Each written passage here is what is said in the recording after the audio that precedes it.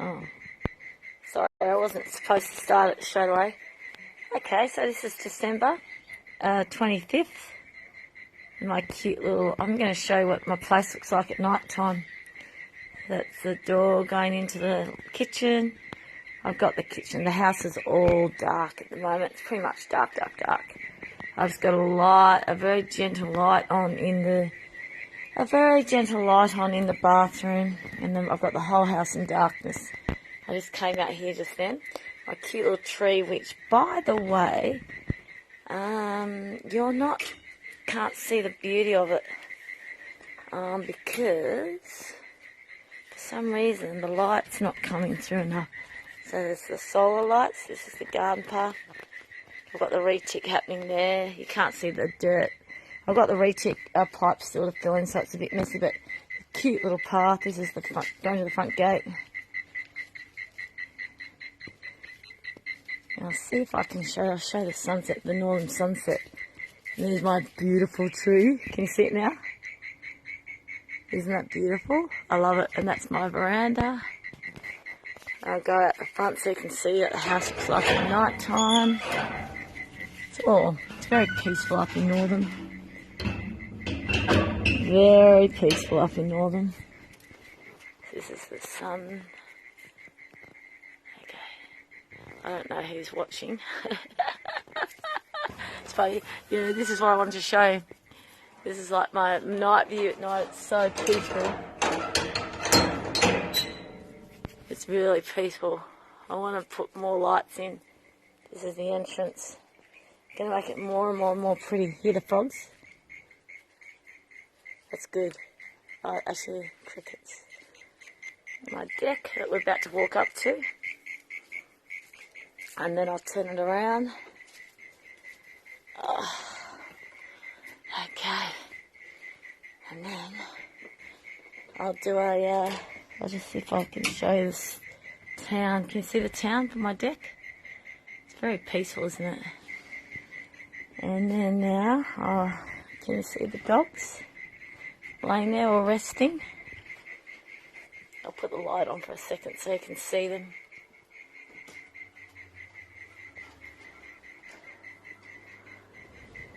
Check this out. This is a fan here. So cute. Sorry, I just nearly tripped on Zena. See, she keeps getting on my feet. There's Alvin and Zena. There's our fan and there's our light. But I'm going to turn the light off and I'll turn this around. I'll show me. Hello. I don't know if you'll see me properly with the other light. I'm just enjoying having, not having too much light at the moment. Oh, see, this isn't very light. I was going to do a bit of a reflection on what Christmas has been like for me, but you can't see me unless I put this light on. Yes, so I've got the house quite dark at the moment. I have a thing with twilight, when it goes from day to night. It's that twilight time that there's a process in that twilight time that really freaks me out. And, hang on, just getting the pillows up. I wasn't going to sit here, but look at the cute little dogs. There's Alvin. Beautiful Alvin. And beautiful Zena. And we've got the fan on. So it's nice and cool. So, Christmas Day. This has been, I knew that today would overall be a peaceful day because I had some processes set up, which was going to church in the morning and going to this communal luncheon out at 2J with some friends. And I thought, yeah, that will do the Christmas thing. That's Christmas done. And I rang my son yesterday and we had a talk because we've got a very sad situation, really. Isaac, my son, doesn't think anything of Christmas. But one of the reasons why that is because our family is very broken up. My firstborn child, who was born a daughter but is now a non-gender, in the process of becoming a non-gender, also decided to get rid of family, so got rid of the brothers and the mother. I'm the mother. And so basically what that sort of did was it sort of broke our family up, and what actually happened was my eldest son, he's in Germany now, he's been there for a while. Isn't he beautiful? So peaceful.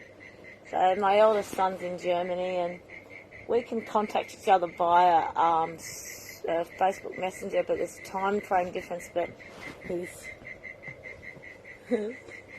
but we got like a, we've got like a, strange relationship, me and my 3 kids. Like, it's very authentic. Alvin's looking at me with so much love. It's beautiful. You can't see his eyes. It's so beautiful. Look at him. Look at him. Yeah, we got my children and I have got an interesting dynamic, and Christmas has been odd for us for a very long time. It's been hard to pull our families together for a very long time, and the whole matriarch thing of a mother should be able to pull Christmas together and bring her kids together has been a bit of an issue for me for years. But I let that go because I just thought my firstborn and the hey Lynette, my firstborn and the eldest son had problems for a long time. It was such a strange dynamic. I used to think it was my eldest son that was the one that was causing a lot of the troubles, and then it wasn't until many, many years later I realised my poor, beautiful eldest son, who's a self-diagnosed functioning sociopath, he did a lot of diagnoses of his behaviours, and he's highly intelligent, and he discussed or decided that, worked out that he was a functioning sociopath, and he was trying to work out with me as his mum how to help him get better in life, and he did that for a long time, from 18 to mid-20s, and so we've got this very authentic relationship. No mincing around, no playing games, so we don't feel obligated to contact each other, but we love each other deeply and completely. And whenever we do talk, it's like the deepest talk you can ever imagine. So I know my eldest son loves me completely, and I love my eldest son completely, even though we haven't contacted each other this Christmas, little Zena. So I know. Isn't she beautiful? So I actually know that my eldest son's okay. I don't have to contact him, no obligation there. And yeah, then I realised years later that my poor son was being scapegoated, and he was being gaslighted by my firstborn. It took me so long to realise it was my firstborn that was breaking up our Christmases, not my eldest son. But by that stage they grew up. We had lots of Christmases as they were adults, and I was an adult, and they were alright for a while, and they just sort of dropped off about 6 or so years ago. And the interesting thing is, the man who's my husband now, I kept trying to invite him into our Christmases, and go, oh no, that's your mob. I'm going, oh, they don't want me at the Christmas. I'm going, yeah they do. Yeah they do. Of course they do. And also, he never invited me to his Christmases because he would say, oh no, you wouldn't want it, it's Groundhog Day, I don't even want to be there, they're boring, rah. And I've only been to one of his family Christmases, and it was 2 years ago before we got married. And it was the Christmas that his sister decided I'm never to enter her house ever again. Because that was the Christmas that she was berating Anthony and I for living together. Why can't you just stay as friends? Why do you have to live together? I'm like, why is it any of your business? Shut up. But I didn't say anything until she kept going on and on and on. And I saw Anthony shrinking in, and I went to save mode and tried to back him up from being harassed by his sister. And that didn't go down well, because then she just pushed the chair back, jumped up, and neck sticking out. She goes, rah, rah, rah, rah, rah, rah, rah. And everyone goes, oh, that's normal, that's just Jean, that's okay. I'm thinking, this is fucking full on. And I'm stuck between a table and a wall. I've got Anthony to the left of me, Anthony's niece, Jean's daughter to the right of me. I'm stuck in there. I just want to go. I just want to get out of there. It was such a dysfunctional, disgusting situation. And I saw Anthony get more and more slinking in, sidling into me and squishing into me. And I went, and I decided to stand up for him. And I went, actually, Jean, we're not just living together, we're going to get married. Oh, she could not handle that. She could not handle that at all. So that's really when the sister decided she didn't like me. And that was the only one Christmas I've been to his family, and it was really, well, you couldn't even take a dirty dish to the sink. She wouldn't even let you take your dishes to the sink. And you were not supposed to bring it. It was the most just macabre Christmas I've ever been to.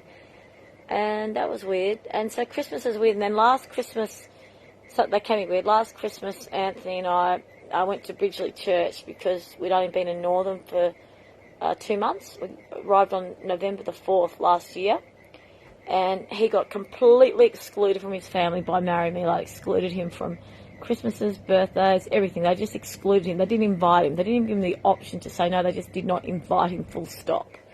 He's completely welcome in their family if I'm not in the picture. But if I'm around, he's completely excluded. So that's the type of family they are.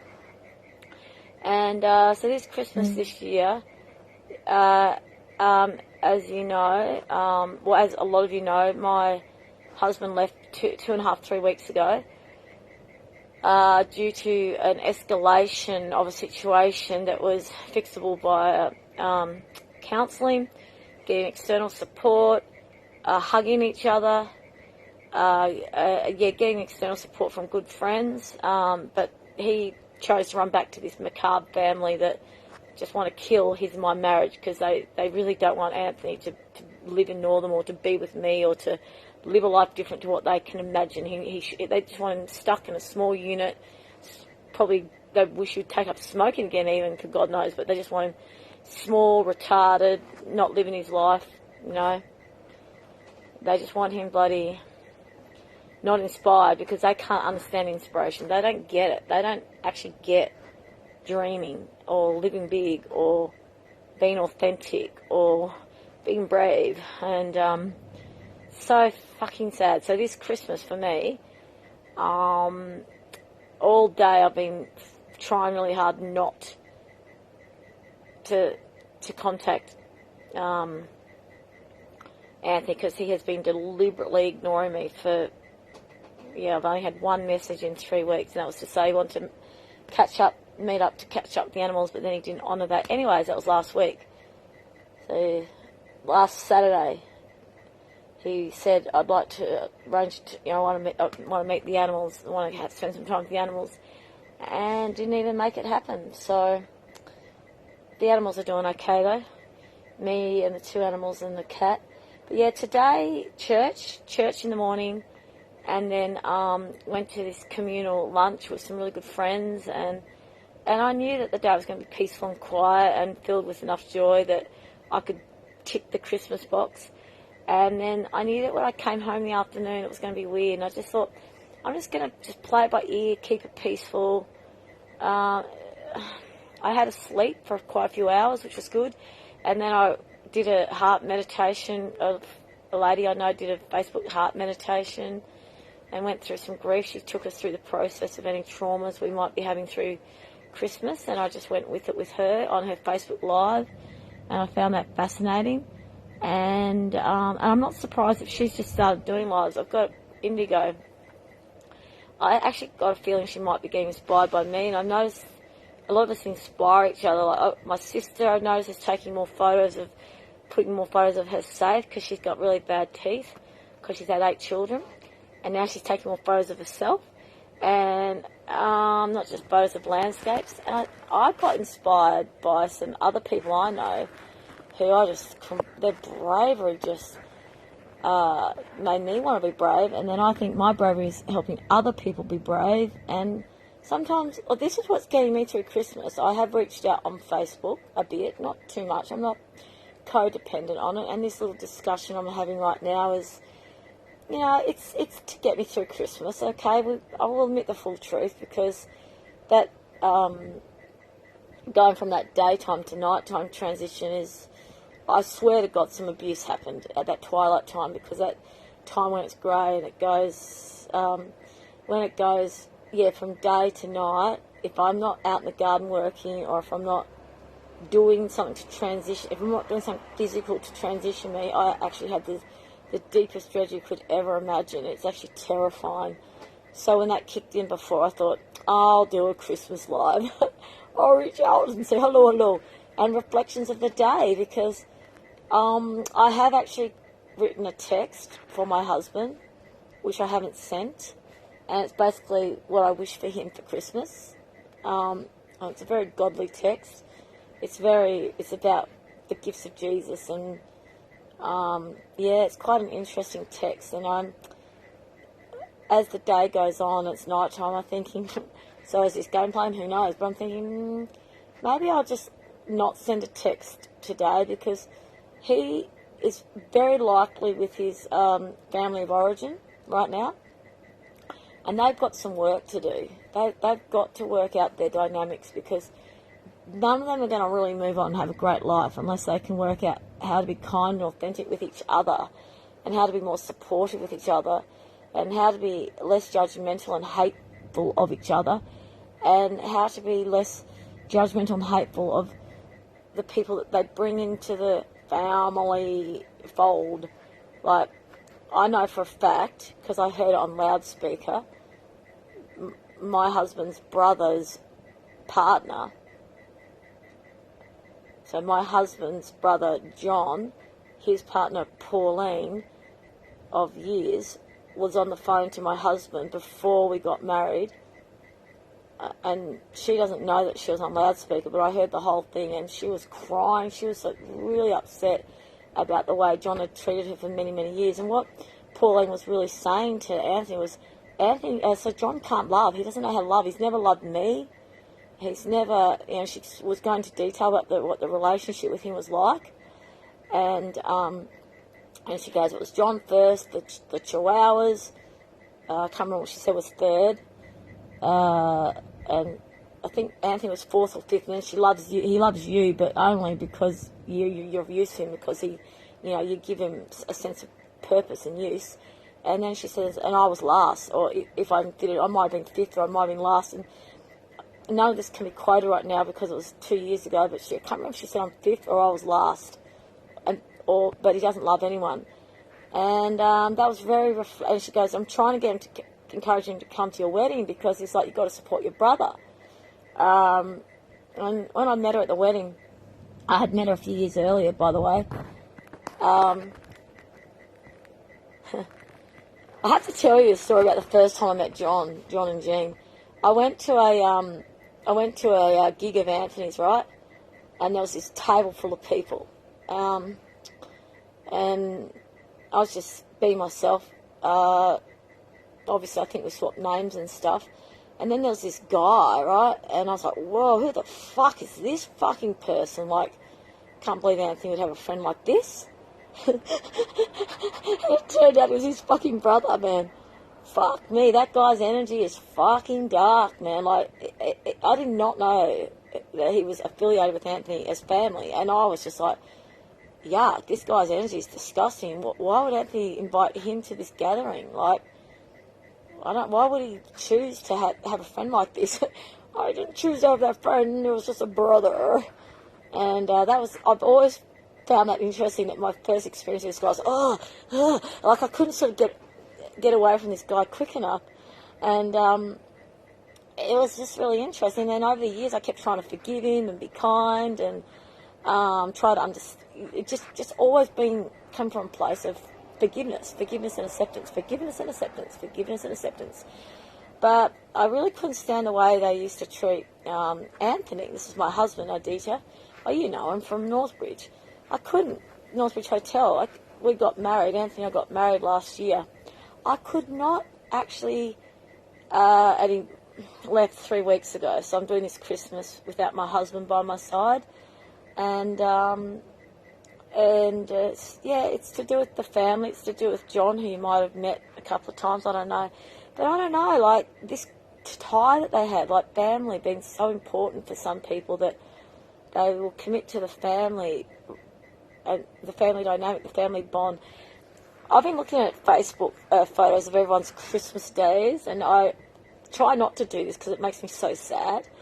But today I was actually doing it from a place of, I'm so happy and glad that there's all these people out there with such beautiful families, And the photos are so good, like so nice. Like Nathan Keane, that photo of you and your family, good Lord, you have a beautiful family. Like Lisa Beamish, you've got a stunning family. Like Aurora, like your family, like you guys are rocking it. Like I look at people like you, and I literally know that you guys have done enough work with him. Like you either never had super deep trauma, and there wasn't like this disgusting dysfunctional interaction there from the very beginning, which my family origin is just complete.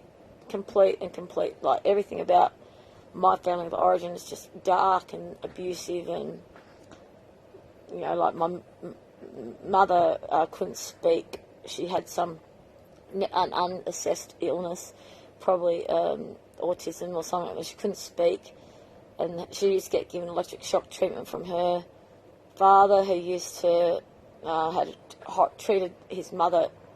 My mother's mother was treated terribly by my grandfather. My grandfather treated his wife terribly, and the whole family had a really weird dynamic. And my aunts watched this, so it's a tough call, but my mum has told me what your childhood was like, and it was not a good childhood. And I talked to my granddad about it in person, like, why did you treat my mum like that? So, but then my mum chose a man who gave her drugs at university, gave her speed, and for the first time she was able to talk, right? For the first time she could construct a full sentence easily. And my father chose my mother because she was very pretty, very demure, and my father's my father's dead, died when I was 7. I did not cry, it was a relief. But my father was an outright psychopath, if not a really extreme functioning sociopath. So my mother had a horrible marriage, and she went to my grandfather, so help me, and my grandfather wouldn't. You chose his man, you married him, you know, that old school thing, you married him, you stick it out, rah-rah. And my mother just was in such an abusive relationship, but the man that she married was also very abusive to me, right? So everyone had a horrible life, and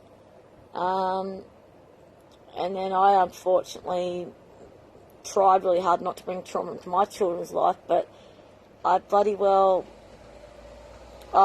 left the guy that when I was pregnant with my firstborn, I left him when I was 3 months pregnant because he changed.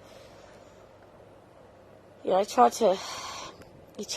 so he changed because he was definitely either a psychopath or a highly functioning sociopath. So I had a very abusive father, and my first partner was very abusive, like extremely abusive, like really abusive. Like the level of abuse I had to endure as a 17, 18-year-old was just phenomenal, guys, phenomenal.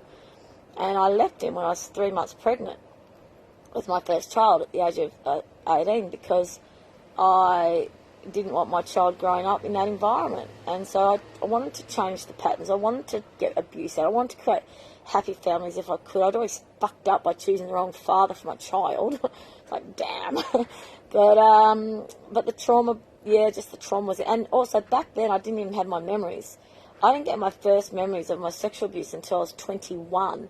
So, and I didn't have in-depth real conversations with my mother until I was probably around 25.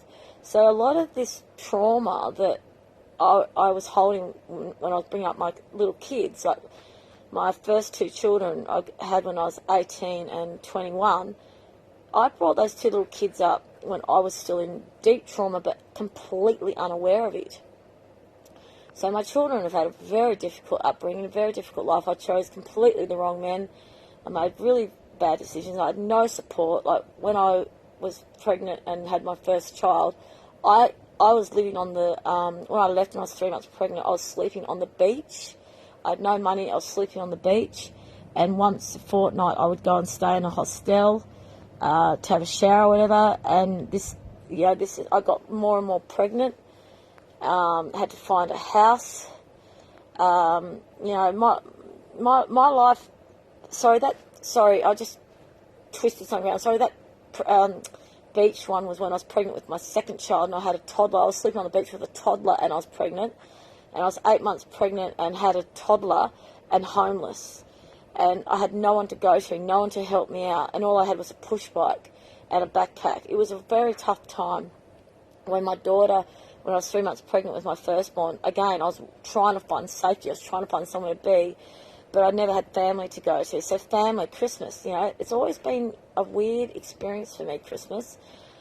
And then obviously this Christmas, my husband is my family, but then we're separated this Christmas. It's like, and we're separated because we've both got so much trauma, because we've both got fucked up families. So he's got a family where they Groundhog Day and they repress each other, and like not a good family at all. Like very, very macabre. I'm going to use the word macabre, not evil, but macabre.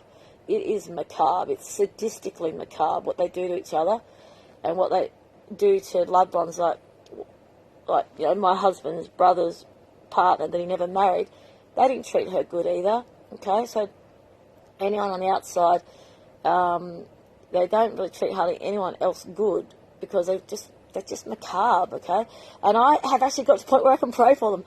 It's been really hard to do this, because I used to be so kind and nice to them, and was always so loving and positive, and wanted to give them all this nice energy, and used to think they were actually okay enough, because it wasn't until Anthony and I got married that they become absolutely disgusting. When Anthony and I was just dating, they were fine with me, right? They even laughed with me and we'd hug, and it was friendly, right? It wasn't until we got married that they just wanted to shove the knife in and kill me and get rid of me. Even if they had to kill their brother to get rid of me, they're prepared to kill their brother to get rid of me. Just got to get rid of her, whatever it is I represent, right? Which is, well, we can all unpack that to the nth degree, can't we? I'm 17 years younger, I'm full of life, I'm full of vibrancy, I'm full of dreams, I'm joyful, I'm alive, I'm authentic. Like, they can't stand me because they're so repressed. I'm everything that they're not, And anyways, I used to be so loving and kind to those families, so friendly. But then as I kept doing more and more damage to Anthony's and my marriage, I started getting these really awful feelings towards them. And I was saying, God, please take these awful feelings away. Please take this awful thought away. There was a self-fulfilling prophecy of my frustrations and anger to their lack of respect to me built up to the point where I pushed my husband away, because the venom was in. I was getting too venomous about it all, Awful, absolutely awful. And so anyways, today I was having more horrible thoughts about them, because I've got a feeling my husband might be with them today, and I've got all this sorrow for my husband being trapped in that disgusting situation. But he went back to them. He chose them over me. He chose them over us. He chose them and that dynamic. He chose it. He's just as dark and macabre as them. And I'm finally going, Nadina, he's just as dark and macabre as them. Stop putting him in this light of poor little Anthony's being dominated by his family. No, he went back to them. He's gone back to that energy. He's chosen to leave me, leave our marriage, leave our beautiful house in Northern, not see the dogs, not see our beautiful animals. He goes, oh, look at them, they're sleeping. I can't see who's watching, sorry, but see these beautiful see this beautiful lights here? It's a very beautiful deck. You can't see it proper, but they're very colourful. This is the nicest deck to sit on at night. And right now, this is the nicest time. It's balmy and it's just beautiful. And it's just a beautiful... We created a really nice home up here, peoples. And you can... the situations of... Just got to turn this fan off a bit. Check out this fan. It's so cute. My builder friend, we put it up the other day, but it's up too high. It's changing everything. Being out on the deck with a fan. How luxurious. I love it. I just find it, I used to feel a bit sad when he used to go back and make bad choices, but now I'm thinking, nah, man, he made that choice. He hasn't committed to the marriage properly. He's allowing their concepts and fears and worries and opinions infiltrate the way he treats us. He's just as bad as them. So, I started to try really hard to forgive them. I was like, I've got to forgive these people. I've got to forgive them, because it must be awful to be that dark, and to have these Christmases where you can't stand each other, but you just do it, and you're push everyone else out of the way, you know. But me, this Christmas has been a bit of a... There's this underlying ocean of deep grief because I had a conversation with my son yesterday, right? And he doesn't want to do Christmas because he says, well, what's the point? Christmas means nothing, right? And then I'm like, yeah, it's really sad that that's sort of how it is for us. And it's been like that for us for so long. And I wanted to do like a Christmas gathering this year. I've got a gathering happening tomorrow because I've got some friends who've insisted that I actually have a gathering tomorrow because we're going to put some good memories in this house. And they're so beautiful. I've got some friends coming up from Perth in the caravan to stay, and yeah, there's going to be a few of us here, and it's going to be nice. We'll hang out, and they're going to give me some good memories in my home. They're doing it for my mental well-being. I've got the best community. I've got the best friends. So yeah, it's the thing around the husband thing. You don't have the husband by your side. He's my family. Got to really look at that because family, sisters, brothers, parents, like Christmas, yeah, Christmas always brings it up. But with my son, I'm really at peace. He's down in Perth. He didn't want to do Christmas. We had a good conversation. I authentically told him that Anthony had left again. And he goes, Mum, you know, and he says, I'm really disappointed to hear that. I said, yeah, it's just this family dynamic. If you can't work it out with this family, our marriage is never going to work out. They're always going to come first. They've all got this thing that I don't know, it's the weirdest thing I've ever experienced in my life, and I've come into it. But my family, we might not look like a close family, but we actually are. Like, when we talk, it's authentic. When my kids and I talk, my firstborn's completely disowned me, right? They haven't actually had the honour to actually say, I disown you, mother. But they have, because they're not in communication. Oh, every now and again, there's some glib comment. So I know at least they've still got the same phone number, but I don't know where my firstborn lives. And my firstborn didn't come to the wedding. There's no point. There's no point in me sending them a message. I mean, I could, but what's the point? What is the point? Like, Merry Christmas. Like, I don't want to say Merry Christmas. Merry Christmas is like a weird thing to say in some ways when you've got nothing. There's nothing going on. I did reach out to a couple of friends that the friendship's sort of gone somewhere, and yeah, I hope you're having a good Christmas. Oh, yes, I am. It's like, oh, blah, blah, blah, blah, blah, blah. What about the rest of the year? Oh, God, it's weird. But yeah, I'm feeling a bit at peace. That's right. That's what I wanted to share with you all. This house is so peaceful. It's so peaceful. Like, I've come to accept just living here alone, right?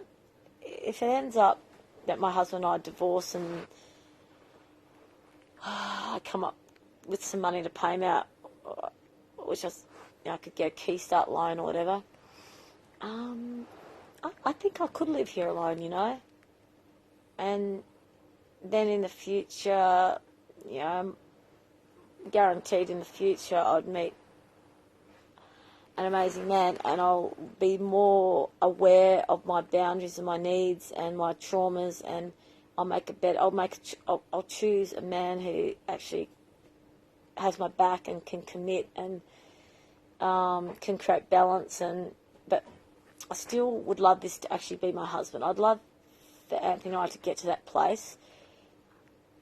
And if we can't, I would give it at least a year before I want to date another, just to make sure I really resolve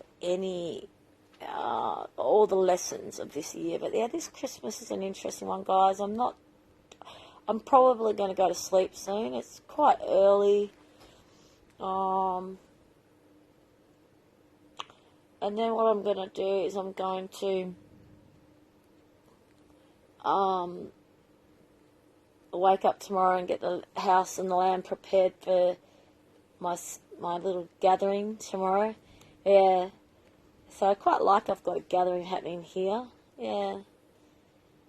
My friend who's coming up from Midland is really sick, so if she's still really sick, I'll tell her she doesn't have to come. She's coming up with a caravan.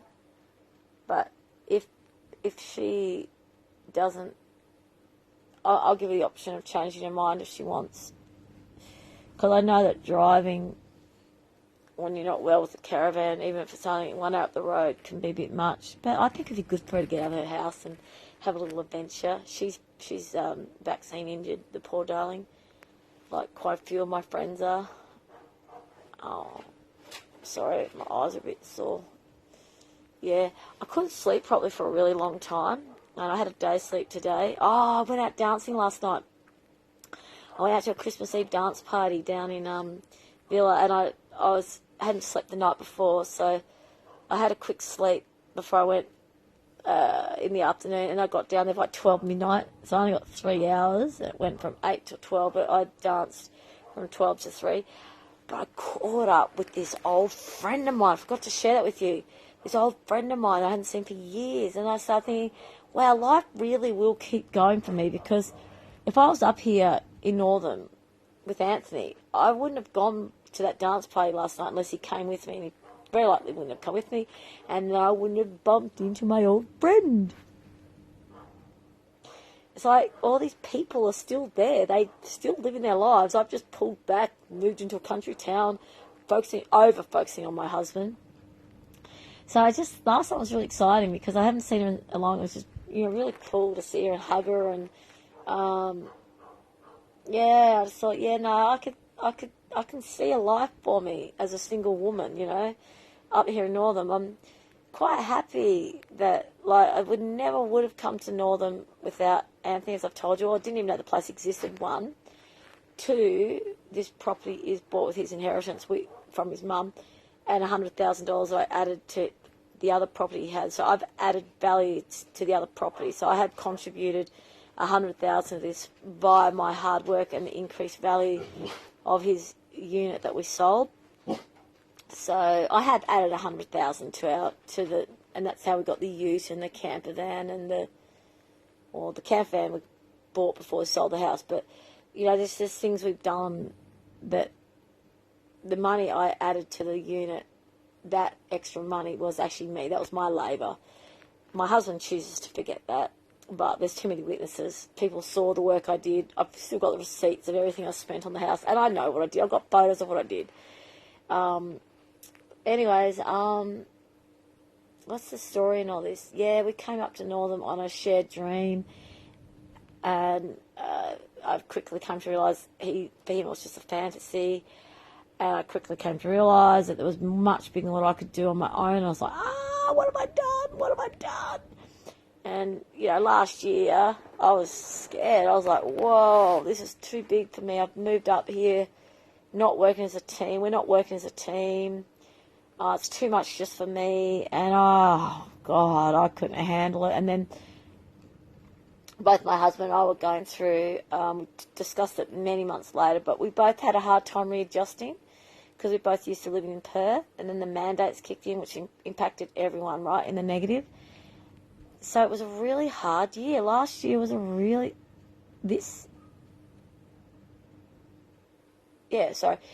December, January, February, March, April, right, were fucking hard. And then, as a lot of you know, the April, May, June, July was when I was super suicidal and self-harming and saying to God's twice, and that was in June that Anthony left me, and he left me, as you all know.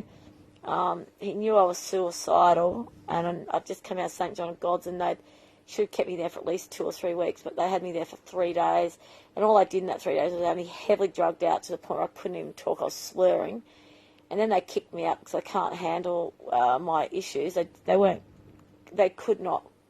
There was so much they could have done to help me out, but they couldn't handle it. I was cognitive whilst having a mental breakdown.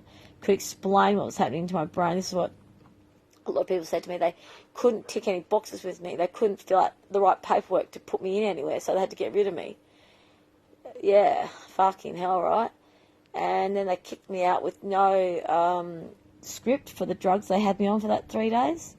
So they came out, giving me cold turkey from this hardcore drugs, give me 3 of these a day, right? And then I went from that to nothing, right? So hardcore drug withdrawals, plus the pain of being not being looked after, plus my husband left 4 days later because he's like, fuck me, I can't handle this, because he shouldn't have had to handle it.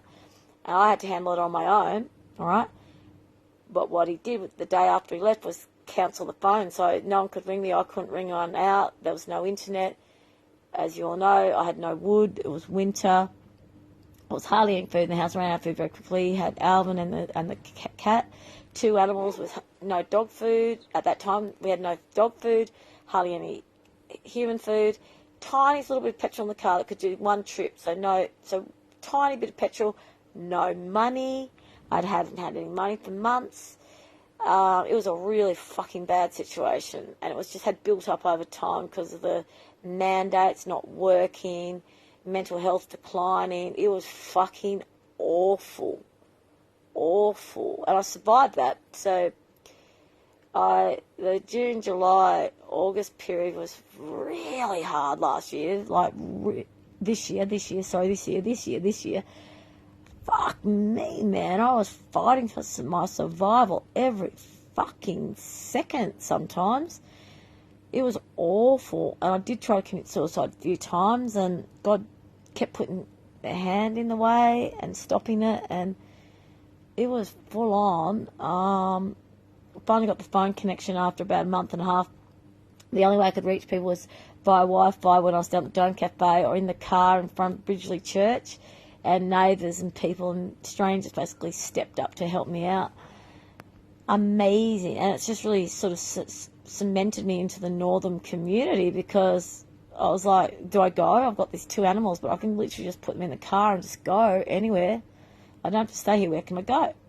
And I kept going, no, I'm going to make it work. I'm going to make northern work. And I didn't want to be here. I felt trapped. I didn't know anyone. I felt really trapped. And but I just kept looking at, no, I'm meant to be here. I'm going to make this work. And the house was a war zone. It was not a nice place to be. It was, had started some renos, and that it was in the bad state, when it's all really chaotic and not good. And then a friend of mine stepped up, Brad, who he came up deliberately to keep me alive. And he was come up 4 days a week and worked on the house. And we started gun-holing the house and getting the house really cool, getting it really good. But he came up here to give me company as well. A lot of people were coming up to give me company to keep me alive, but Brad was coming up and we worked on the house, and the energy of the house started to change. And then during that time frame, Anthony started coming back to spend time with the animals initially, but then he started being less stressed about the mess, about the chaoticness, because Brad and I were doing such good work. And then he started to spend more and more time here, and then eventually, before we knew it, he was living here again, but there hadn't been a discussion. It wasn't formalised. We hadn't created any structures or any...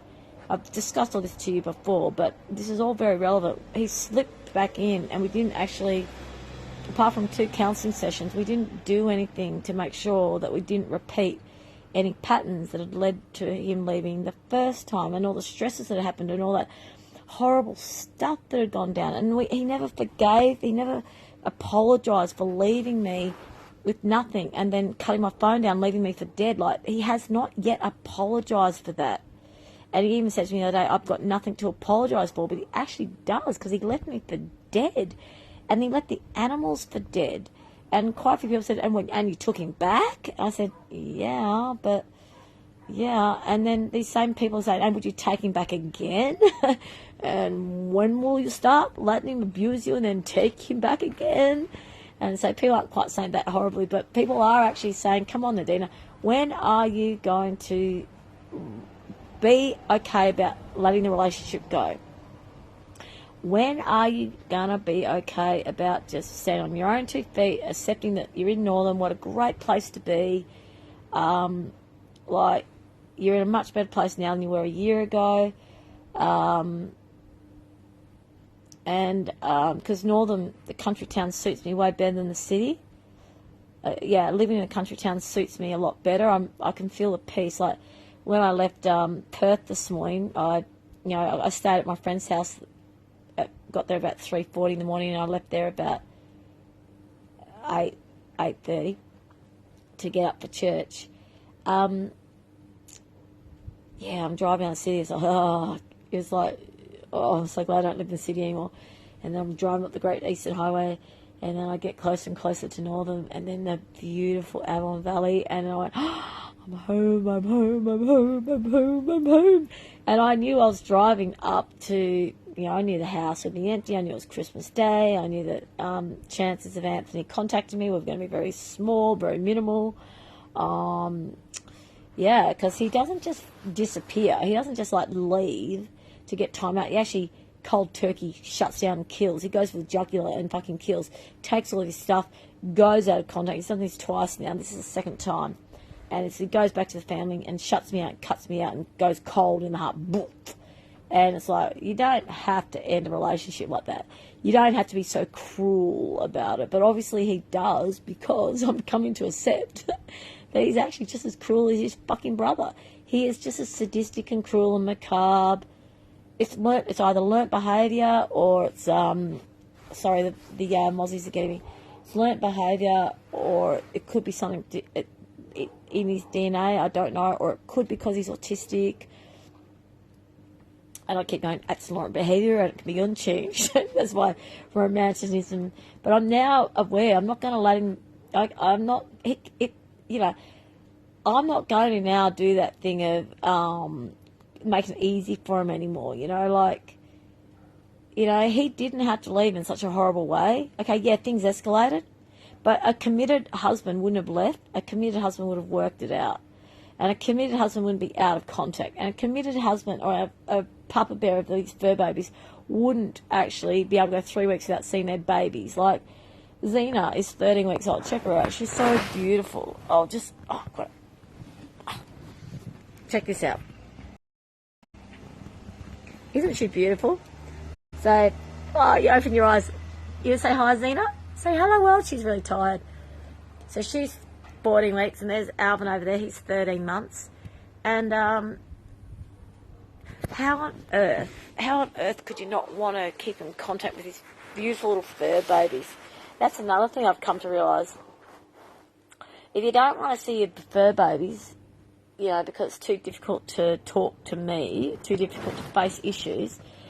And I even offered him opportunities, for goodness sakes. I've seen them on last Saturday. He didn't even have to see me. I had friends. We were at the beach down at Fremantle, and I think he's in Perth staying with his brother. But I actually sent him a text saying that there was actually people. I had friends there, like Brad and Catherine, that would have taken the dogs to him anywhere along that South Beach area, right? He could have seen the dogs and not actually have been anywhere near me, but he didn't even take that opportunity up. And that, look, she's awake now. That really weirded me out. I couldn't work it out. Because this little one, she's growing. She's growing. You know how pups grow? They get really big fast. She's growing. So I reckon she's probably almost a half bigger again. So she's heaps bigger than when Anthony last saw her. And she's beautiful. We only got her a week before Anthony left. It's so sad, isn't it? So tragic. And Anthony also missed out 3 months of Alvin, or 2 months of Alvin when he was growing up, which is sad too. Anyways, my loves, I'm just wanted to show you my tree, my Christmas tree. I wanted to talk to you about how this Christmas has been an interesting one, because the whole thing, I don't feel the need to contact my firstborn. My firstborn's disowned me, right? I don't even feel the need to contact my first son, who's in Germany, and time frame's different because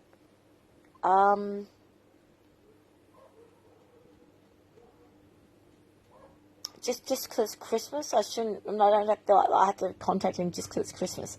I want to contact him because I just want to contact him, right? So,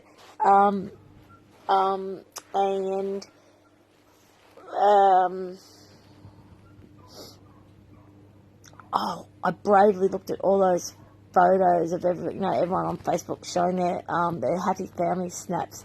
And I'm actually up here, alone with my husband, not by my side because we're separated. And I can't take a photo of my happy family. I can take a photo of my dogs and I. And, yeah, that's okay.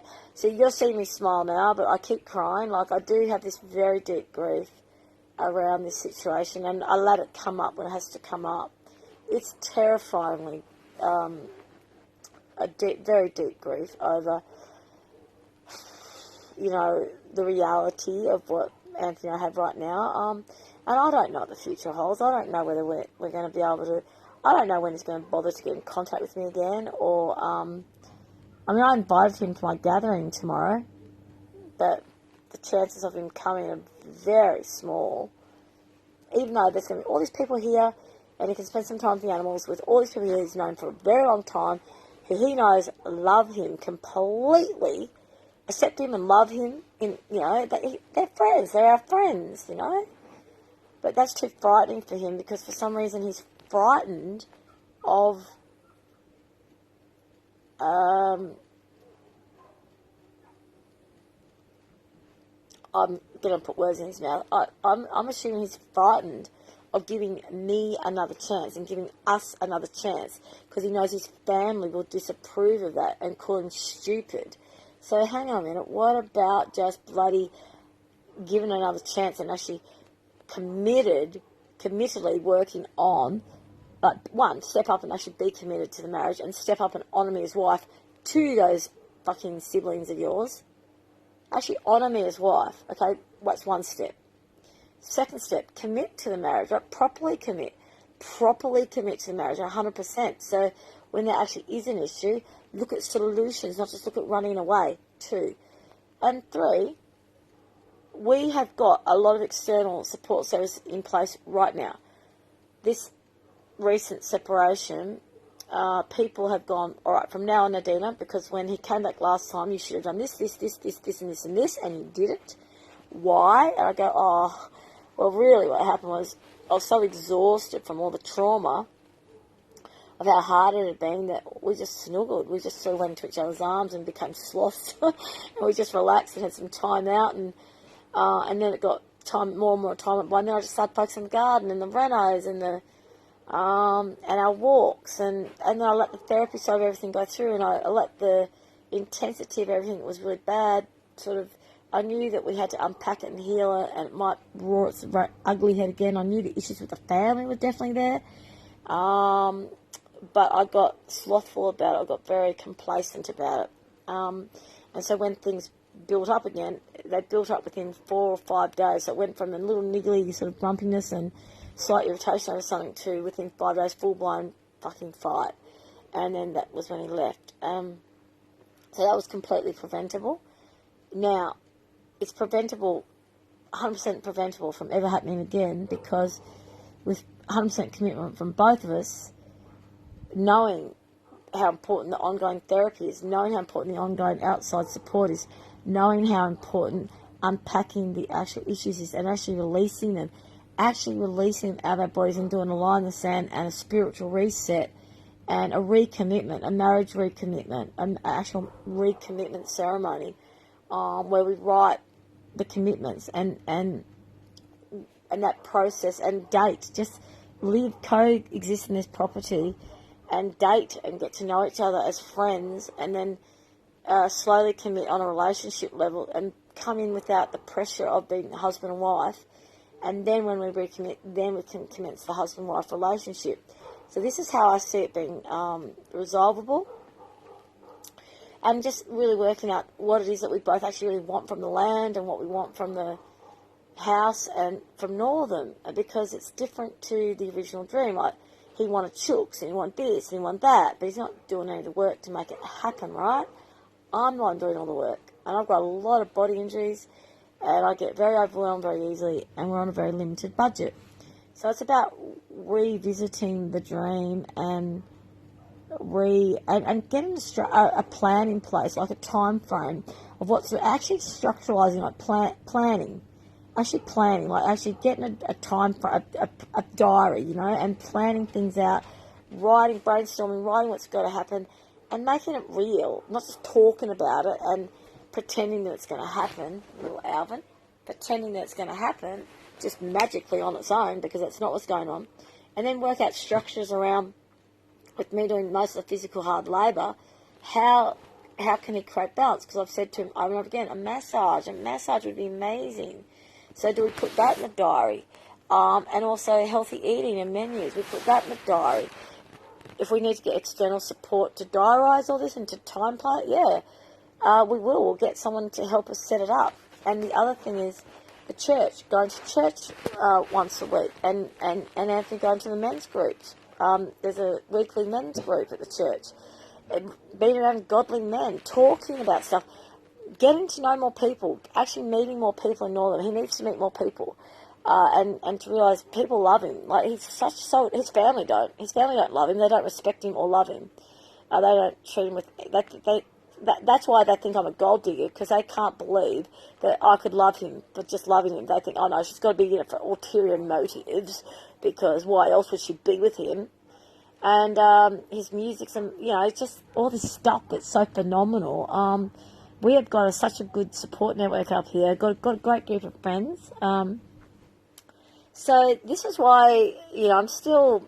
That's one possibility, but I've put it in God's hands, because it's all up to whether Anthony comes back and wants to talk, and not comes back. Sorry, whether he reaches out to communicate and blah blah. And I don't know how long it'll be. I know at one point he'll have to get in communication with me, because he's just going to have to, like we co-own a house together, and he's got a lot of assets. We co-share assets. We've got the furniture, the house. These dogs are so beautiful. Check them out.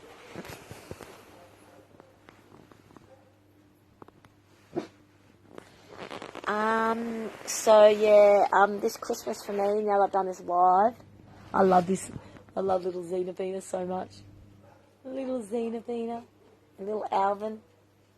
Alvin, you say hello? Alvin. Nah, he's too focused on the other dogs barking. But anyways, I'm glad I did this live, because whenever I do these lives, I just feel comforted somewhat. Like I reach out, it's like my family. Like my Facebook family. Thank you so much. And I don't know if I shared anything that was of relevance to anyone. Oh yeah, the piece of looking at the that sense of acceptance around my firstborn. Contact. I'm disowned. So why send a message? Why bother making the effort to send a message? This is seriously no point. And knowing that my son in Germany and I love each other so much, I don't need to contact her on Christmas. I love you, Jacob. And hopefully he realises that. Hopefully he feels that. My youngest son, we had a good, honest conversation yesterday, and that's for us done and dusted. And we'll see each other when we see each other. The reality around my husband not being by my side because we've got too much trauma that reared its ugly head, there's actually a real acceptance that this is for him to have Christmas with the Macabre crew. The Macabre crew. It's perfect for him to be with them this Christmas without me, because without a doubt he would be missing me today. Without a doubt he would be going, how's my wife going? Where is she? I hope she's okay. What am I doing here? And he'd be listening to their shit and going, oh, I'm sick of this shit. Why am I here? Why am I choosing this? What the fuck am I doing with my life? At least that's what I'm hoping he's doing. And I'm really hoping they have an authentic conversation and they actually clear some stuff up and actually heal. And as I said before, I'm actually getting to a point where I'm praying for them. I'm actually feeling like, not that I feel sorry for. I feel sorry for them, but I don't. I just think I'm putting your well-being in the hands of God. And every time I feel a vengeful thought, I'm like, please God, take this thought out of my head. I don't want to have these angry thoughts about these people. That will help me out with other people in the world that I meet that are yucky as well, because there's a lot of yucky people in the world.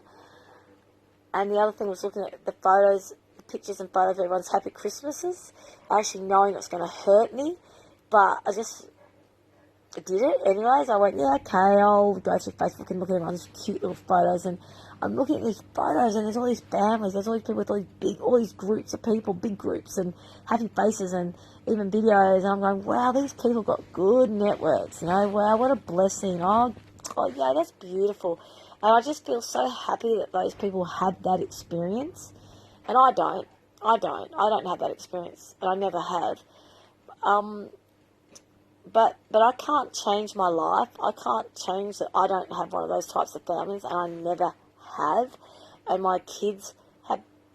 That's actually not true. So, when I was married to Shane Robson, who's the father of my son, we were married for 10 years. We had a pretty good family life, and, you know, we had the Christmassy things, and we had the, what do you call it? You know, when you connect to the community as a family, so we're a family of 5, and then we'd be involved in things as a family of 5, and that was really lovely. So, yes, I have experienced that, but in saying that, it was the same thing. Shane Robson's father and second wife really didn't want us. Yeah, it's the same thing. Shane's mother, her boyfriend, his father, her wife, his wife, they didn't support or want Anthony and Shane and I'd be together either, to the point where they paid him $10,000 when we separated. Like, they really wanted me out of his picture because I had 2 kids. When they thought I was the worst and wrongest thing for him. And for years, Shane was honouring me and standing up for me as wife and put me first. And when we separated, he actually said to me, Nadina, I've decided I want to separate from you because I really want my father's approval. Quote. I've been trying to get my father's approval for all this time, and I realise I'm not going to get it unless we separate. So, I find it really weird how I've married 2 men who, and I said to Anthony, please do not let your family do the same shit to us that Shane's family did to us, because it was fucking awful to have that lack of respect. They couldn't stand that. So Shane was 21, I was 23. They couldn't stand that I already had 2 kids. That was their only issue, that I had 2 kids already. You know, fucking hell, man. Like, I fucking left the guy when I was 3 months pregnant with Ash, and the second child is a product of rape. So don't tell me that I'm a floozy who just fucked a guy and she had 2 kids. Like, I had a kid young, and then realised it was a very abusive relationship. Left when I was 3 months fucking pregnant at 18. Had a fucking hard life, you fuckers. And did not expect it. Had left school for this. And then my beautiful darling son was conceived from rape. Like, that is a horrible situation for a child to be conceived in, you know. Like, so I wasn't with Adrian when Jacob was born. So it's not like I had 2 kids to 2 different guys, or 2 kids to the same guy, and the relationship didn't work out.